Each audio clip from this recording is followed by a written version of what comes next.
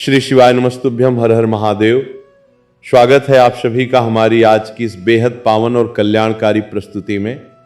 मेरी सभी परम आदरणीय माताओं, बहनों और शिवभक्त भाइयों को मेरा सादर नमन। आज हम शिव महापुराण के उन अद्भुत, गुप्त और परम कल्याणकारी उपायों की चर्चा करने जा रहे हैं जो आपके जीवन की दिशा और दशा दोनों को हमेशा हमेशा के लिए बदल सकते हैं। आज का ये दिन कोई साधारण दिन नहीं है, बल्कि ये एक ऐसा दिव्य संयोग है जो वर्षों में कभी एक बार निर्मित होता है। सनातन धर्म में तिथियों और वारों के मेल का एक अत्यंत गहरा आध्यात्मिक और वैज्ञानिक महत्व माना गया है। जब कोई विशेष तिथि किसी विशेष वार के साथ मिलती है तो ब्रह्मांड की समस्त सकारात्मक ऊर्जाएं एक बिंदु पर केंद्रित हो जाती हैं। ऐसा ही एक महासंयोग आषाढ़ मास के इस पावन सोमवार के दिन बन रहा है, जब महादेव की प्रिय सप्तमी तिथि का आगमन हुआ है। शास्त्रों में आषाढ़ मास के सोमवार को वैसे भी अत्यंत फलदायी माना गया है, और जब इसमें सप्तमी तिथि का समावेश हो जाए तो इसे सोम सप्तमी का एक महायोग कहा जाता है। ये दिन शिव साधना, कष्ट निवारण, दरिद्रता मुक्ति और सोए हुए भाग्य को जगाने के लिए सबसे अचूक माना जाता है।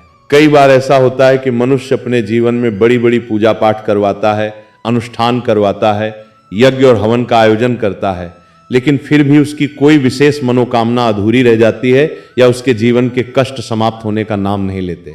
ऐसे समय में निराश होने की आवश्यकता नहीं है, क्योंकि शिव महापुराण में वर्णित एक बहुत ही छोटा, सरल और अचूक उपाय आपकी उस बड़ी से बड़ी इच्छा को पूर्ण कर सकता है जिसे आप वर्षों से संजोए हुए हैं।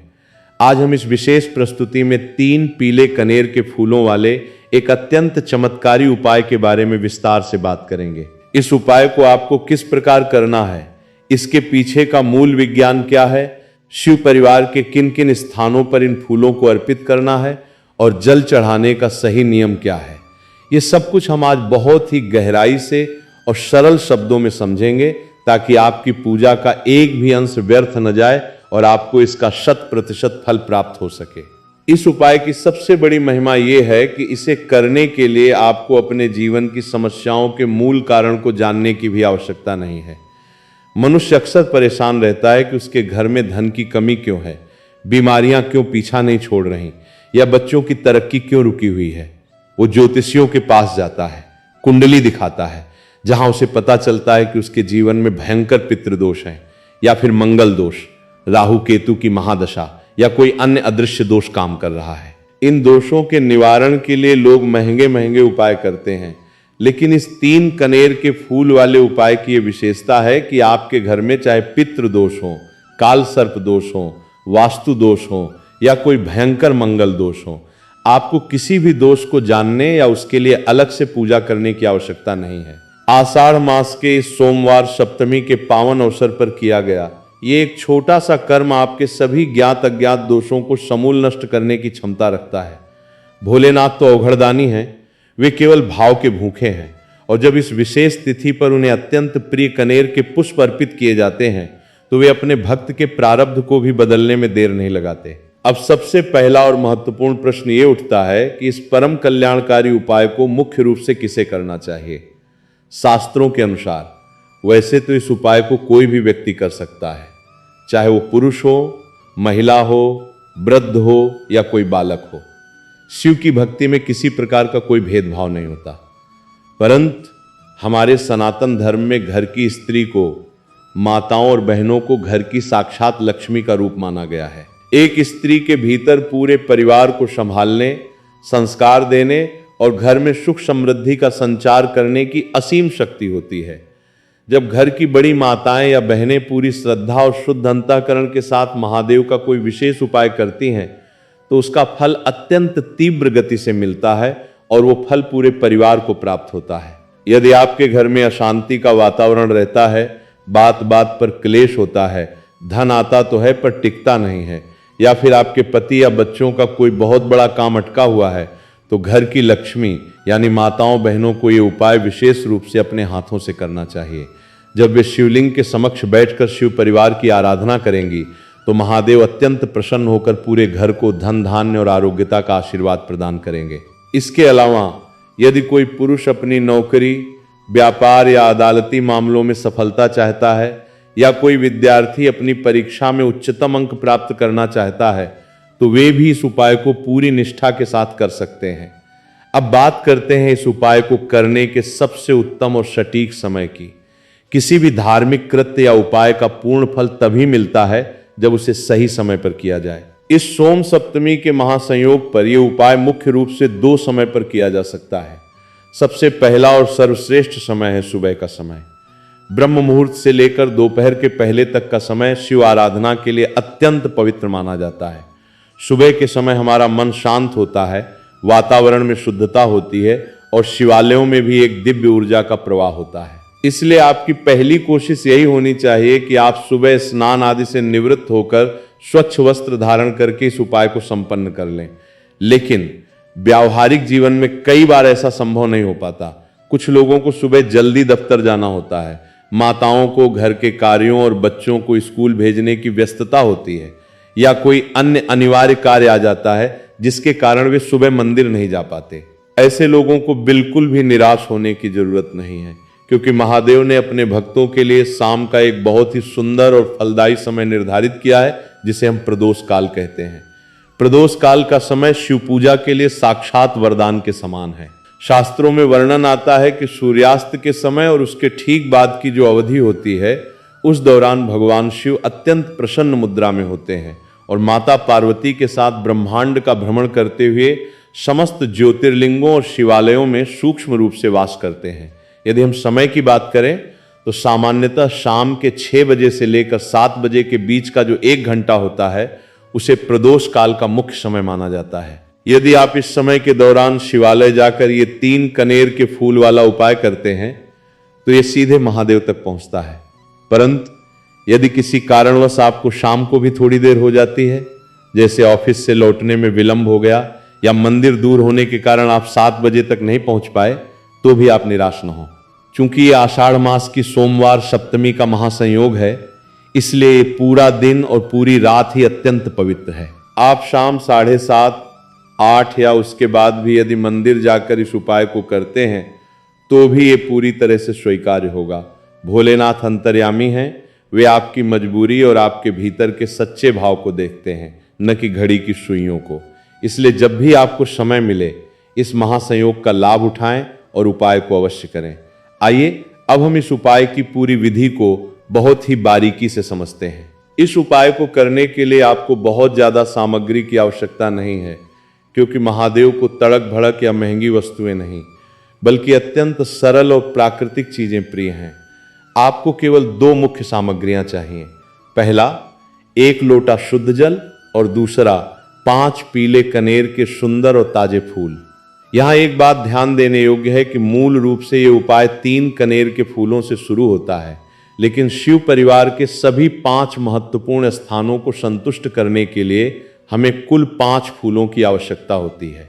जल के संबंध में यह नियम हमेशा याद रखें कि जल हमेशा तांबे के पात्र में होना चाहिए और जल आपके अपने घर की रसोई से, यानी जहां आप पीने का पानी रखते हैं, मटका, परिंडा या फिल्टर, वहां से भरा होना चाहिए।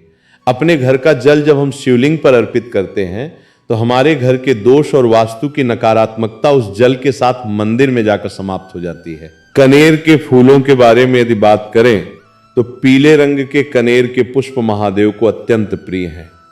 यदि आपको ये फूल अपने आसपास किसी पेड़ से या फूलों की दुकान से मिल जाते हैं तो बहुत अच्छी बात है, लेकिन यदि किसी कारणवश आपको ताजे फूल नहीं मिल पाते तो शिव महापुराण में इसका एक बहुत ही सुंदर विकल्प दिया गया है। आप शिवालय जाकर शिवलिंग पर पहले से चढ़े हुए कनेर के फूलों को उठा सकते हैं, उन्हें साफ और शुद्ध जल से धोकर पुनः पूजा में उपयोग कर सकते हैं। शिव पर अर्पित की गई वस्तु कभी बासी या अशुद्ध नहीं होती, बशर्ते आप उसे आदर पूर्वक धोकर दोबारा प्रयोग करें। जब आप ये सामग्री लेकर शिवालय पहुंचे तो बैठने की दिशा का विशेष ध्यान रखें। दिशाओं का हमारे शास्त्रों में बहुत बड़ा महत्व है। मंदिर में प्रवेश करने के बाद आपको शिवलिंग के दक्षिण भाग में बैठना है और आपका मुख उत्तर दिशा की तरफ होना चाहिए। उत्तर दिशा की तरफ मुख करके की गई शिव पूजा अत्यंत फलदायी होती है, क्योंकि उत्तर दिशा को आध्यात्मिक ऊर्जा का केंद्र माना गया है और इसी दिशा में कैलाश पर्वत भी स्थित है। अब अपने सामने रखे पात्र में से एक एक करके फूलों को उठाना है और शिव परिवार के 5 विशिष्ट स्थानों पर समर्पित करना है। शिवलिंग केवल एक पिंड नहीं है, बल्कि उसमें भगवान शिव का पूरा परिवार समाहित है। जब आप शिवलिंग को ध्यान से देखेंगे तो नीचे का जो हिस्सा होता है, जहां से जल बहकर बाहर निकलता है, उसे जलधारी कहते हैं। इस जलधारी में कई देवी देवताओं का वास होता है। जब आप दक्षिण में बैठकर उत्तर की तरफ देख रहे होते हैं तो जलधारी का जो दाहिना हिस्सा राइट साइड होता है, वो भगवान गणेश का स्थान माना जाता है। आपको अपना पहला पीला कनेर का फूल भगवान गणेश के इस पवित्र स्थान पर अर्पित करना है और मुख से बहुत ही प्रेम और आदर के साथ श्री शिवाय नमस्तुभ्यम मंत्र का उच्चारण करना है। गणेश जी विघ्नहर्ता हैं, वे आपके जीवन के सभी विघ्नों को दूर करेंगे। इसके बाद आपको दूसरा कनेर का फूल उठाना है। जलधारी का जो बायां हिस्सा लेफ्ट साइड होता है, वो भगवान शिव के बड़े पुत्र कार्तिकेय जी का स्थान माना जाता है। कार्तिकेय जी शक्ति, साहस और विजय के प्रतीक हैं। आपको ये दूसरा फूल कार्तिकेय जी के स्थान पर समर्पित करना है और पुनः श्री शिवाय नमस्तुभ्यम मंत्र का जाप करना है। ये फूल आपके जीवन में चल रहे संघर्षों, शत्रुओं के प्रभाव और आत्मविश्वास की कमी को दूर करने में सहायक सिद्ध होगा। अब बारी आती है तीसरे कनेर के फूल की। जलधारी के बिल्कुल बीचों बीच एक मोटी सी लाइन बनी होती है। एक उभरा हुआ हिस्सा होता है जहां से जल बहकर आगे बढ़ता है। ये मध्य का स्थान महादेव की सबसे लाडली और छोटी पुत्री माता अशोक सुंदरी का स्थान कहलाता है। माता अशोक सुंदरी का स्थान मनोकामना पूर्ति के लिए सबसे दिव्य माना गया है। आपको अपना तीसरा कनेर का फूल माता अशोक सुंदरी के स्थान पर अर्पित करना है और फूल की डंडी का मुख उस तरफ रखना है जिधर से जल बहकर बाहर जाता है। फूल अर्पित करते समय फिर से श्री शिवाय नमस्तुभ्यम मंत्र का स्मरण करें।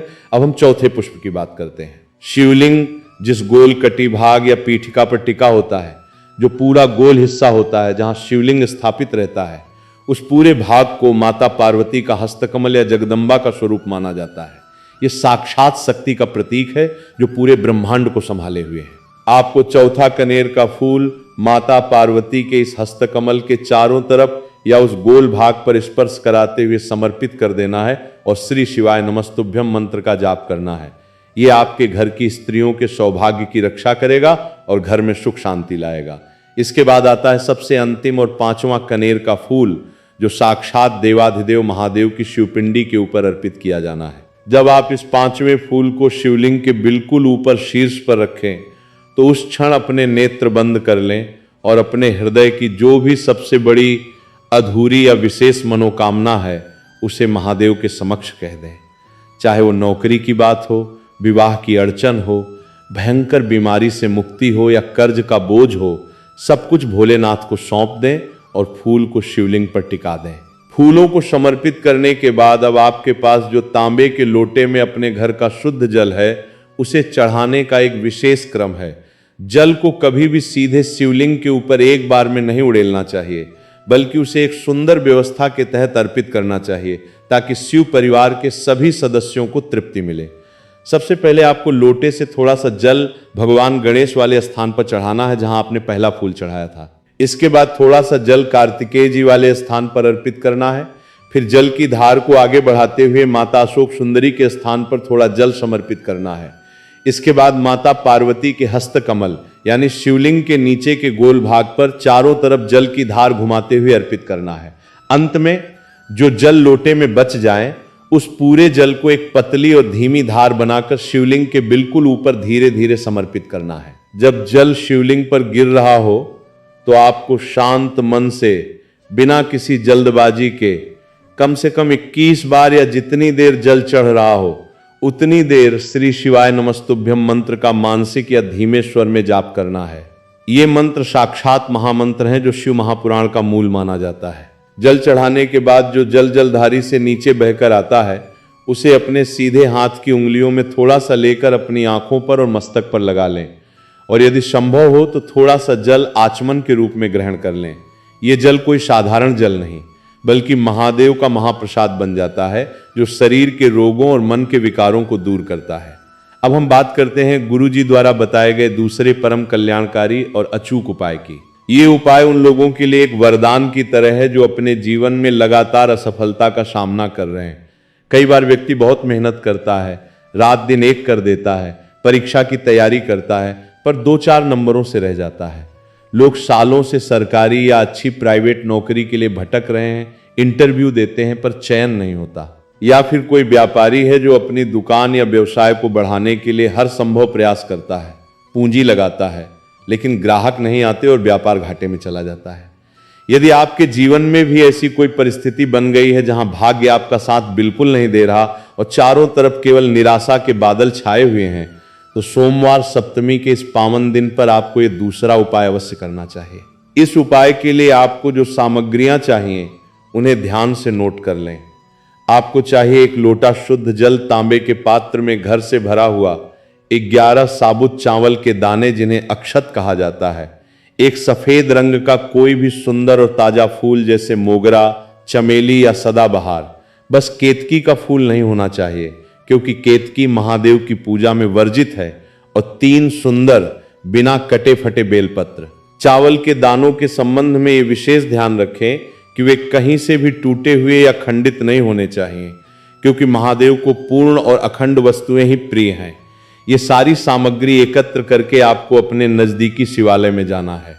यदि आप इस उपाय को शाम के समय यानी प्रदोष काल में करते हैं तो इसका प्रभाव कई गुना बढ़ जाता है क्योंकि शाम के समय शिवलिंग के भीतर महादेव की चेतना अत्यंत जागृत अवस्था में होती है। परंतु यदि आपके क्षेत्र के मंदिर में शाम को जल चढ़ाने की अनुमति नहीं है तो आप इसे सुबह या दोपहर में भी कर सकते हैं।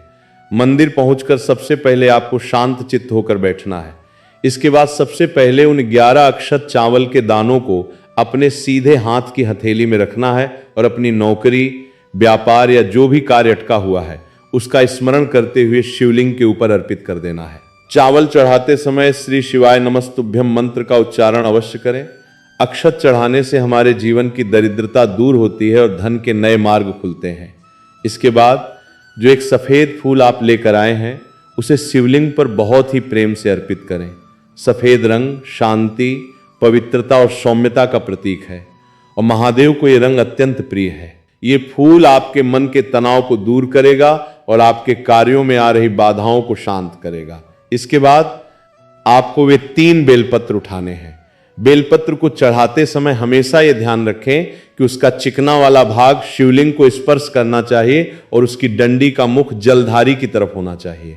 इन 3 बेलपत्रों को एक एक करके या एक साथ शिवलिंग पर समर्पित करें और महादेव से अपने उस विशिष्ट कार्य की सफलता के लिए प्रार्थना करें जिसके लिए आप लंबे समय से परेशान हैं। अपने दिल की बात भोलेनाथ से कहें जैसे एक बच्चा अपने पिता से कहता है। अंत में जो 1 लोटा जल आप लेकर आए हैं उसे बहुत ही धीमी धार से शिवलिंग पर चढ़ाना शुरू करें। जल चढ़ाते समय आपका पूरा ध्यान शिवपिंडी पर होना चाहिए और मुख से लगातार श्री शिवाय नमस्तुभ्यम का जाप चलते रहना चाहिए। यह उपाय आपकी सोई हुई किस्मत की रेखाओं को बदलने की ताकत रखता है।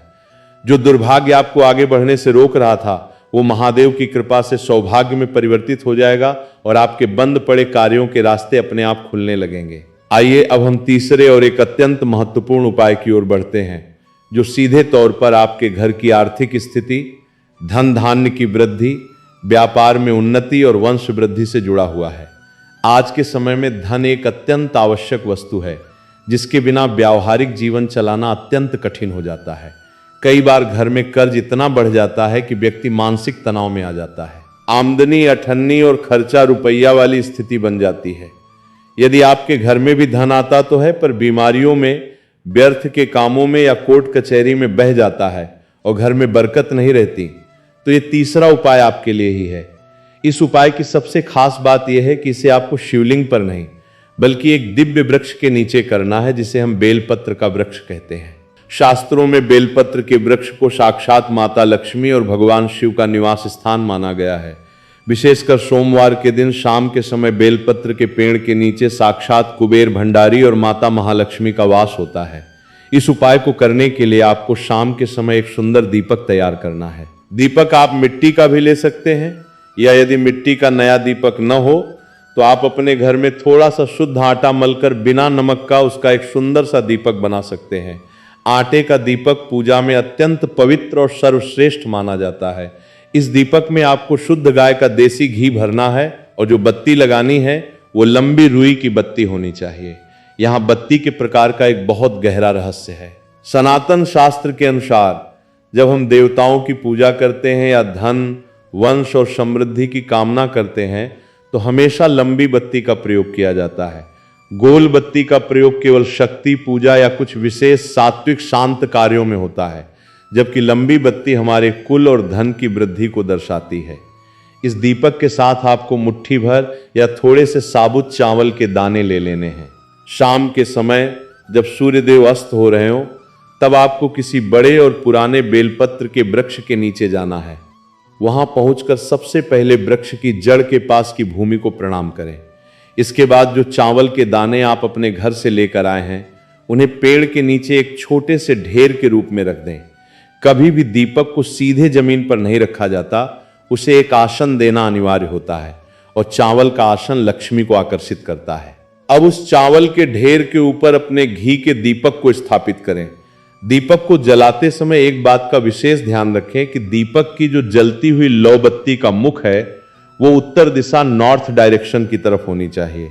उत्तर दिशा धन के देवता कुबेर की दिशा मानी जाती है। जब आप उत्तरमुखी दीपक बेलपत्र के पेड़ के नीचे प्रज्वलित करते हैं तो आपके घर की दरिद्रता का पर्दा हमेशा के लिए फट जाता है। दीपक प्रज्वलित करने के बाद वहां शांति से बैठ जाएं या खड़े होकर अपने दोनों हाथ जोड़ लें।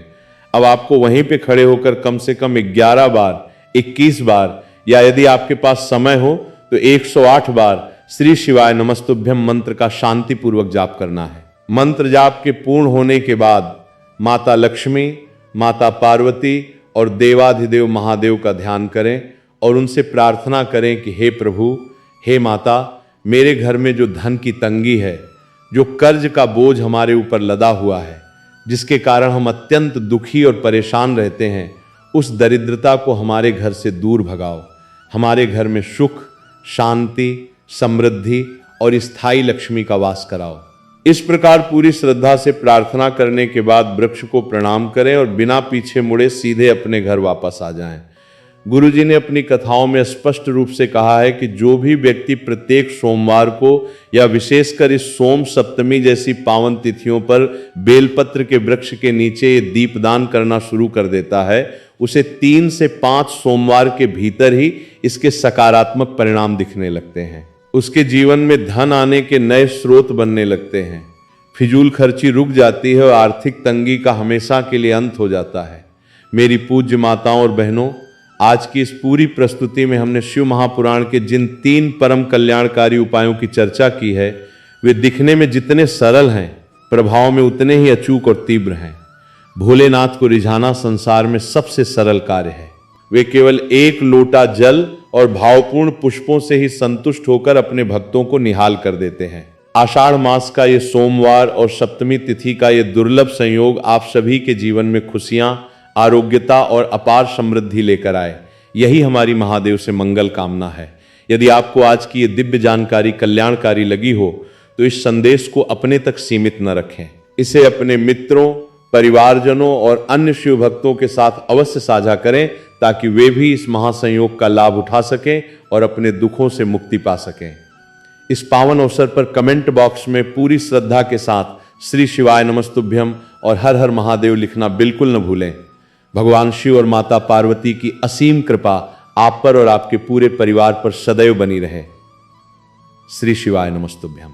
मेरी आदरणीय माताओं, बहनों और प्यारे भाइयों, बेलपत्र के वृक्ष के नीचे किए जाने वाले इस दीपदान के उपाय को आप इस सोम सप्तमी के महासंयोग पर पूरे अटूट विश्वास के साथ पूर्ण कीजिएगा।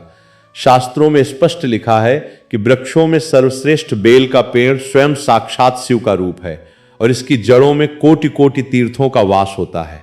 जब आप वहां दीप जलाकर अपने घर लौटें तो प्रवेश करने से पहले अपने घर के मुख्य द्वार पर भी एक घी का चौमुखी या गोल दीपक अवश्य प्रज्वलित करें ताकि मंदिर और वृक्ष से जो सकारात्मक ऊर्जा और साक्षात लक्ष्मी आपके साथ आई हैं, वे आपके घर के भीतर प्रवेश कर जाएं और स्थायी रूप से निवास करें। ध्यान रखिएगा कि उपाय करते समय मन में किसी प्रकार का संशय, क्रोध या जल्दबाजी न हो। महादेव केवल क्रिया नहीं, आपके भीतर का मौन भाव देखते हैं। यदि आप पूर्ण श्रद्धा, शांत चित्त और पवित्र अंतःकरण से इन तीनों में से कोई भी एक उपाय इस पावन तिथि पर संपन्न कर लेते हैं तो विश्वास मानिए कि महादेव आपकी झोली खुशियों से भरने में तनिक भी देर नहीं लगाएंगे। आपके जीवन के सारे अंधकार, कर्ज की परेशानियां और बीमारियां इस दीपक की लौ के साथ ही जलकर भस्म हो जाएंगी। भोलेनाथ औघड़दानी हैं, वे अपने बच्चों को कभी निराश नहीं करते। आप सभी पर महादेव और माता गौरा की दिव्य कृपा दृष्टि सदैव बनी रहे। आपके घर का कोना कोना धन धान्य और खुशियों से चहकता रहे। इसी मंगल कामना के साथ अब विदा लेते हैं। मिलते हैं एक नई दिव्य जानकारी के साथ। हर हर महादेव। श्री शिवाय नमस्तुभ्यम।